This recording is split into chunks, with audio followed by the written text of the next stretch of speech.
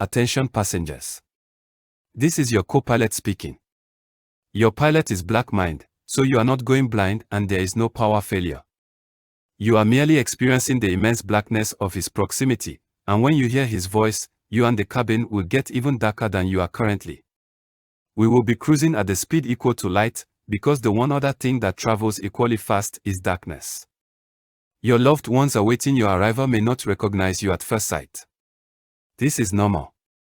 Simply tell them about the pilot, and they will understand. We will taxi to the runway now, so please buckle up and prepare for a high-speed departure. Thank you for choosing Jet Black Airways, where the phrase jet black is also a verb. We hope you keep jetting black with us until the wings and the wheels fall off. Justice forever. Assalamu alaikum wa rahmatullahi wa barakatuh to some of y'all, and peace out to the rest of you. Hit the share button because the message is more important than the messenger. So let me start off by thanking D. Reed, who is a subscriber, a Patreon passenger, and who decided to contribute to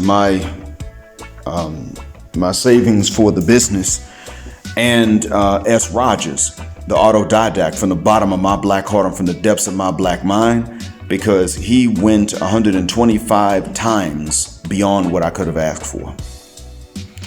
I wanted to at least have a deadline before asking the audience to help me stay out of the USA, in which neither Karen nor Keisha would allow me ever a fair chance to get ahead.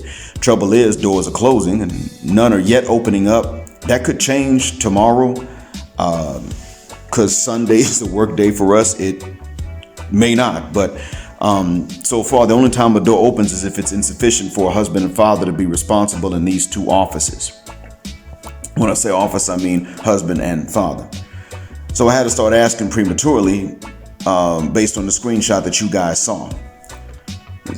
Anyway, for those who cannot, don't feel bad. And I'm not going to take much time on that subject as a matter of policy, but I will keep people updated for the sake of transparency. So anyway, you saw the title. Synergy is a word that confused a lot of you, because that implies that there's a cyclical feeding off of one another. And you only know, when I say you, I mean plural you, the majority, only know about Keisha's envy of Karen based on the myth of white womanhood. Shout out to BGS for pointing that out to us. And there was someone else that made mention of it, and I want to thank that person too. I just can't remember who it is. Sorry about that. It's a memory problem. Charge that to my head and not my heart. But it turns out that there's more to it than just that one-way envy of which we knew. As far back as plantation days, before the U.S. was even an independent nation, there were Karens that envied the sexual freedom of Keisha. See, Karen did not envy the PWT from her own race. And if you wonder what PWT means, well, the T stands for trash, and this is a term that whites have used for their own lower class members. So I'm not using this to disparage anybody for being poor or white, even though I feel I have the right to do so for the white part, not poor. But that's a different topic.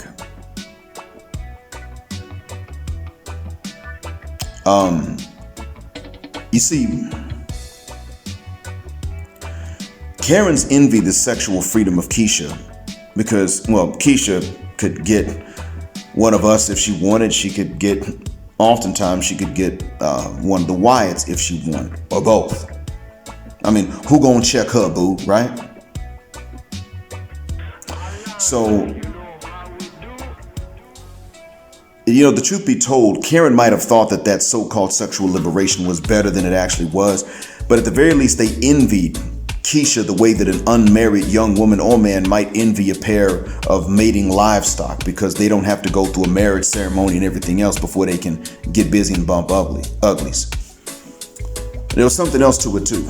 Keisha and Karen both could get us in trouble by calling massa. In today's terms, it translates into different words, but it's the same.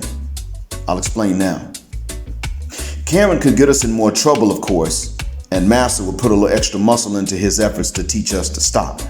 Keisha envied this from the beginning, because if she called Massa, Massa would show up and he would calmly and dispassionately do his job, put us in in whatever punishment stock there was. Well, you know, you can't do this and I've got to teach you a lesson. But when Karen called, it was, oh, this is an outrage in word. Now I've got to really teach you not to even think about doing this again.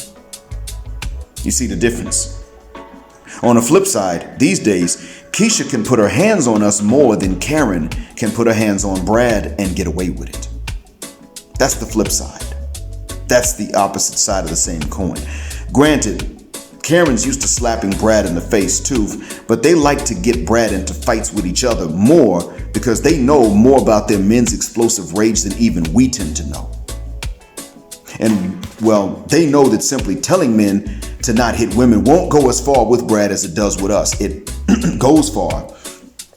It has an effect, but the differences between us are still, in fact, difference. They're not identical. So when he does snap, he'll make sure she never hits another man. And when the cops show up, he might have a shootout with the cops for not seeing it his way when they do come. Keisha will go a lot further with us than Karen will go with Brad, and she gets away with it. And this is the reason Karen envies her. Karen wants to hit her men in the head a lot more than what she already does. The truth is, many Western women in general envy Keisha for that. They may not want her hair texture or her wide nose, but they damn sure want her freedom to strike a man as intimidating as they see us being. So they, both Karen and Keisha, look at us as the cane corso of guard dogs, and they envy the so-called owner who gets to hit such a big and strong protector with such impunity. So Karen wants to hit us as much as Keisha does, and Keisha wants Massa to hit us as hard and as violently on her behalf as he does on Karen's behalf. And this is the cycle of envies that is synergistic, each envy feeding off the other. Both are detrimental to us when they manifest. Sounds strange, I know. Don't believe me? Look at Christian Obumseli. I know he's not Ados. His parents are from Nigeria. He dissed Ados men and women alike as a whole. I get that, but his girlfriend said on the panel that she only liked rich black men, exactly what this society was designed to not allow to manifest, which many of you brothers manifested anyway. I can't count myself in that. I'm not rich, obviously.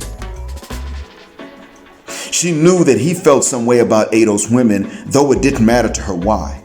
And this is because Wyatt see our distinctions, but they only see them as opportunities for division. They don't care to understand them. They just know they exist, and they want to use them as handles for division, nothing else. They don't particularly care more about them, but they do hope that these distinctions become divisions that stop us from cooperating. So when we disagree with each other, all they see is a bunch of N-words that don't like each other, and they feel a sense of relief.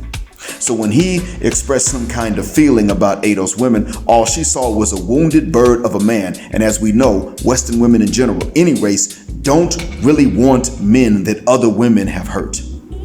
That includes most men in the West that are willing to get involved with women even as friends. So simply put, most Western women have to hurt some man in their lives, even if they don't mean to. And if that man's pain doesn't show, then, well, you know, the Western woman will imagine the signs of pain anyway. And if it shows, or she just imagines it, then every other woman's going to say to herself, I insist on getting away with doing the same thing. I must do you equally dirty and get equally as little pushback and consequences. Well, Christian Obumseli's girlfriend was the same way, no different. Remember, Melanie King told us that. So Karen does feel a bit more fear of what's us than Keisha does. And she wishes she could lose that fear, really. In a nutshell, Karen wishes she could bring herself to hit us as much as Keisha hits us, to disrespect us as much as Keisha disrespects us. And Keisha wishes she could get Dwight Mann to be more violent on her behalf than he is on Karen's, instead of the difference that exists now. Doggone shame, huh? What's important for us to understand is that either way, they envy the other for the way in which each one has us as a punching bag. Keep this in mind too. Third generation Maria and Ling Ling in these Western nations are joining in on this. They have their envies that are similar. They either wish that men would tolerate the same abuse, or that they could bring themselves to inflict as much on us as Keisha does. Either way, they either want to abuse their men like Keisha abuses us, or they want to abuse us like Keisha abuses us. Either way, they wish that they could get away with what Keisha does with her own hands. You know why they don't take for granted though, that they can abuse us as much as Keisha does, even when they see her doing it? Think about it. They want to do to us what Keisha does and get away with it, but they don't take for granted that they can do to us what Keisha does and get away with it. That's where the envy comes in. But you got to stop and think about it. Why do they not take for granted that they can do this to us like Keisha does and get away with it, even when they see Keisha doing it and getting away with it? It's because they know what Keisha won't admit. Then most of us actually do prefer sisters and will tolerate more from Keisha than we would from any of them. They know that if one of them does to us what Keisha does, we'll eventually bounce much sooner than we would on Keisha. And that would just increase the number of us brothers that won't even give their kinds a chance ever again. They know, and Keisha won't admit it. I hope this helps. Thanks for listening. And as my co-pilot said, thanks for choosing Jet Black Airways, where jet black is also a verb. Keep jetting black with us. Black heart, black mind, black out. Assalamu alaikum and black heterosexual non-select male power, because Keisha and Karen don't like it, and black patriarchy until extinction of Judgment Day. Please remain seated and keep the seatbelts fastened. Prepare for arrival.